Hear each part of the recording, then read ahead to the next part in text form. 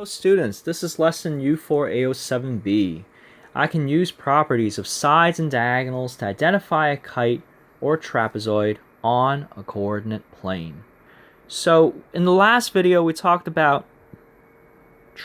we talked about kites, we talked about and in the video before that we talked about trapezoids. Now we're going to take a look at this all in the context of how can we show that a quadrilateral is actually a trapezoid or a kite on a coordinate grid. So let's take a look. So as a reminder, here are the properties that make a quadrilateral a trapezoid. And actually the only thing is that make a quadrilateral trapezoid is if we have one pair of parallel sides. So that's really super easy because all we got to do is just show that we have one pair of sides, one pair of opposite sides having the same slope. If we needed to show that a trapezoid is in fact a right trapezoid, then we need to show not only we have one pair of opposite sides are parallel, meaning having the same slope, but also one pair of adjacent sides having negative reciprocal slopes. How can we show whether or not a trapezoid is isosceles? Well, we need to show that we have one pair of parallel sides as well as one pair of congruent sides, where the pair of sides that are not parallel are congruent to one another. How can we show that the quadrilateral that we're dealing with is in fact isosceles using another method or using another property? Well, we can also show that one pair of opposite sides having the same slope, so therefore they're parallel, but the diagonals having the same length using the distance formula. And again, just like always, you don't need to worry about the angle measures, or you don't need to worry about knowing how to show that base angles are the same, because you will need trigonometry to do this. This is actually a lot more challenging for the scope of this course, so you don't need to worry about that. How do we show a quadrilateral is in fact a kite? Well, one of the defining features of what makes a quadrilateral a kite is that we have two pairs of adjacent sides that are congruent to one another. So AB and BC are going to be the same length, and AD and CD are going to be the same length. So how do we show lengths are the same? By using distance formula or the Pythagorean theorem. And then lastly, we can also show that a quadrilateral is in fact a kite by demonstrating that the diagonals, that one of them is a perpendicular bisector of the other. So how do we do that? We show that one of the diagonals, or the intersecting point of the intersection point of the two diagonals is the midpoint of one of the diagonals, while at the same time the two diagonals having negative reciprocal slopes of one another. And again, I highly encourage you to take note of these 3 slides here as they pertain to the information that you will need for this lesson. All right, so let's take a look. So the question here is asking for you to show that ABCD is in fact a kite. How do we do this? So we definitely will need graph paper because it will be way more visual and easier to read what's going on if you have the points plotted out. I encourage you to pause the video and try this out on your own. We're going to show that this quadrilateral is in fact a kite by finding out the adjacent sides are going to be congruent. So side length AB, as it turns out, is square root of 10. Side length BC, also square root of 10. Side length CD is 5. Side length AD is also 5. All you got to do now is just write a declaration statement. So since adjacent sides AB and BC have the same length and adjacent sides CD and AD have the same length, then ABCD is a kite because two pairs of adjacent sides are congruent. Let's show ABCD is a kite again, but using another method this time. This time we're going to find out that this is a kite by showing that the diagonals are perpendicular to one another, while at the same time one diagonal is the perpendicular bisector of the other. Okay, in other words, the point of intersection ends up being the midpoint of one of the lines. So let's see here. The slope, and again, I encourage you to pause the video and try this out on your own.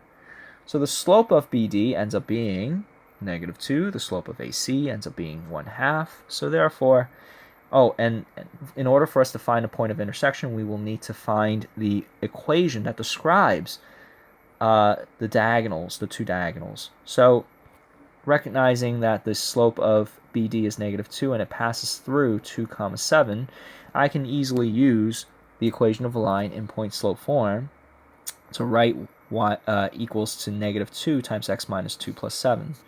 And similarly for line segment BC, I can say it's 1/2 of x minus 1 plus 4 because I recognize that the line passes through 1, 4. So what I'm going to do is I'm going to set the two equal to one another to solve for where they intersect. So to do this, I'm going to distribute -2 and distribute 1/2. I'm going to combine like terms wherever I can. And I am going to subtract over the 1/2 x while at the same time subtract over the 11. So if I do this, combining like terms here, in order for me to subtract fractions, I need to create common denominators. So -2 minus 1/2 will become -5/2. 7/2 minus 11 becomes -15/2.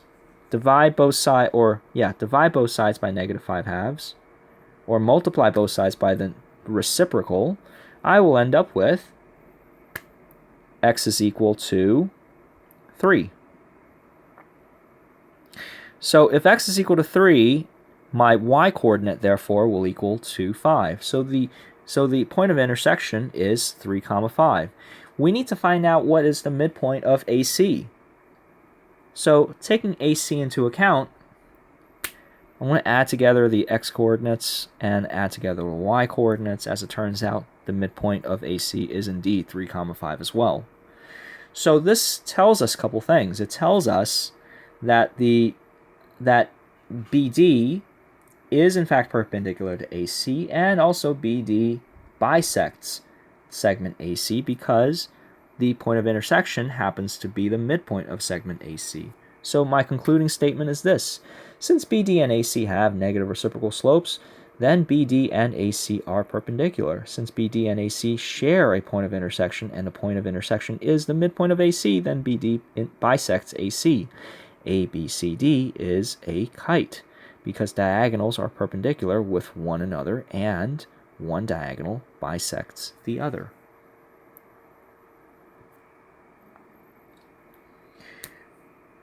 Okay, so for the next example, we need to show what kind of trapezoid is Drew.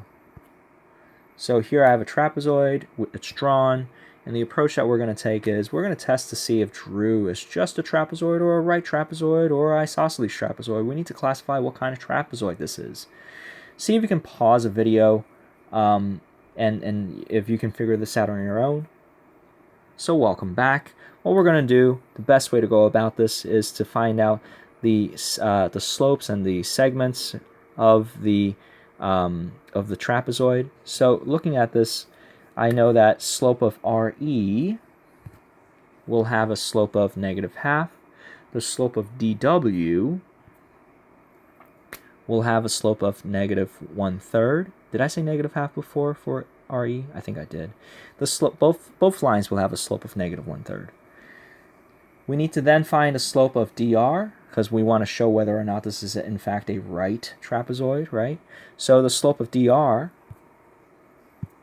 is going to be 2. The slope of EN is equal to -3/2. I then find out what is the line segment, the length of DR and the length of EW. The length of DR turns out to be square root of 5, and then the length of EW turns out to be square root of 13. So looking at this, I can justify what kind of trapezoid this is. Is this just a regular old trapezoid, or is it a right or isosceles trapezoid? So I can safely say this is neither right nor isosceles. This is just a regular old trapezoid. So since the slope of RE and DW are the same, and the slope of DR does not have a negative reciprocal slope with RE or DW, then Drew is a trapezoid. Since DR and EW does not have the same length, then Drew is not an isosceles trapezoid. We're going to try this again with another problem. Here I have mind. Let's plot this on a coordinate grid, and we need to decide on test to see if, not Drew, I got a little lazy when making this assignment up or making this lesson up. That should say mind. Pause the video to see if we can figure out what this is. Again, this should not say Drew, it should say mind. Okay, so see if we can figure this out. So welcome back. We're going to take a very similar approach. You're going to find out what the slopes are of all four sides, and the slopes of all four sides, as it turns out, will be negative 1/3, negative 1/3, 3, and negative 2. So immediately looking at this, I can already tell what this is because the slope of IN and MD are the same, and the slope of IM have negative reciprocal slope with MD or IN, then mind, MIND, is a right trapezoid.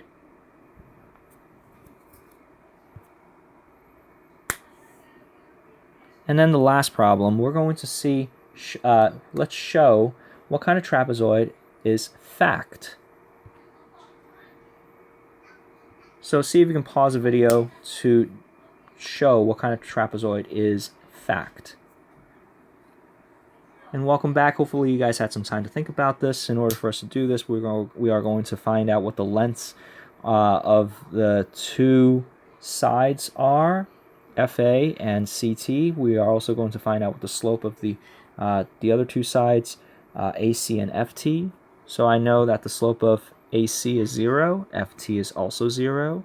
The length of FA is square root of 10, and the length of CT is also square root of 10.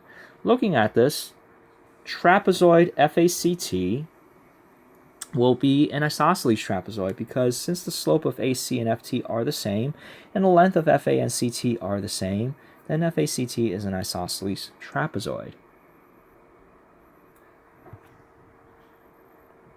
We could have also found the diagonals to see if they are the same length or not, right? So alternatively, you could have also figured out what the diagonals are. So the diagonals could have also been determined to be a length of 5. Either way, we would have arrived at the same conclusion.